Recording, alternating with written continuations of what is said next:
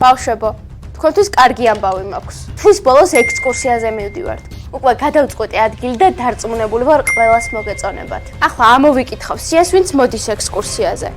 ყველანი ვერ წამოხვალთ. ფულს ავაგროვებ მე, მაქსიმუმ 3 დღეში 70 ლარი უნდა მოიტანოთ. ვინც ვერ მოიტანს, ვერ წამოვა. ასევე წინასწარ შევადგინე ექსკურსიაზე ქცევის წესები.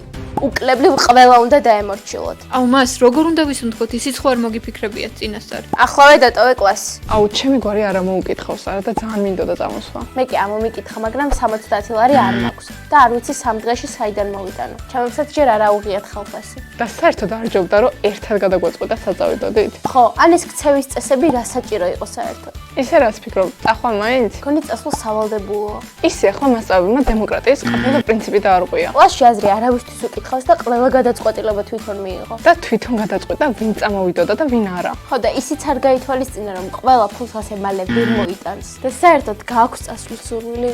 არა, დემოკრატია რო უქონდეს კლასში და ჩვენ რო ვწყვეტდეთ რაღაცებს, ალბათ წამოვიდოდი. და შენ წახვიდოდი ასეთ ექსკურსიაზე. დაგვიწერე კომენტარებში.